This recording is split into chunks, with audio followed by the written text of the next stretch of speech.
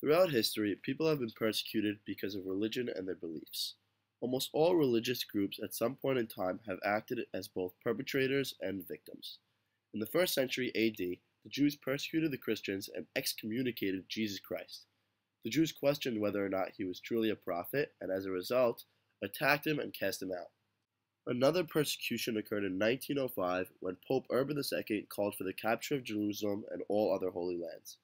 During this crusade, thousands of Muslims and Jews were murdered. Today, the Middle East is still host to religious violence and upheaval. With the rise of ISIS, Iraqi Christians and Israeli Jews remain pitted against the constant persecution of Islamic State.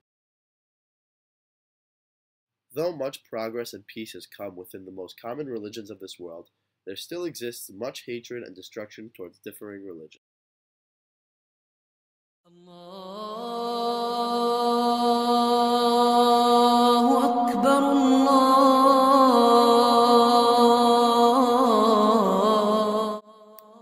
How do you feel after hearing this call to prayer? Silence and Spirituality in a Destructive World explores the various dynamics that exist between both spirituality and silence. The mental effects that a video like this can have on a person show how the silence imposed upon the person, combined with the Muslim readings, appeal to the emotional and spiritual state of the person. The Muslim call to prayer is called adhan. The root of the word adhan means to listen, to hear, or to be informed about. This approach towards prayer silences the person to reinforce the ideals of the religion through the use of a slow, dramatic song. The song is meant to soothe the mind as the person enters a more sacred state. This is the Quran. It is the book of Islam and believed to be the direct works of their God, Allah, that was given to their spiritual leader and prophet, Muhammad. Its rich stories are similar to that of both Christian and Jewish Bibles. Though usually read, all the books carry great significance through sheer presence as well. The constant respect given to these books is one that can only be done so through silence and recognition. Similar to this religious object, the presence of the Jewish yarmulke gives a constant appreciation for God's presence and control over the world. No words are used when a Jew puts on the yarmulke, yet it is known that the person has a special connection to a higher being. This concept applies to all objects that carry some type of spiritual or religious significance.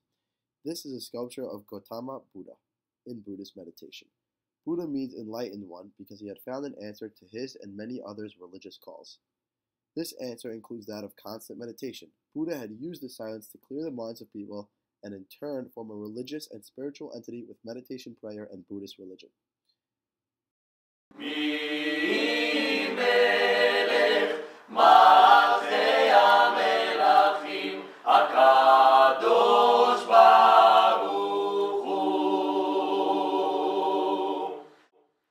This Jewish prayer is called Shalom Aleichem.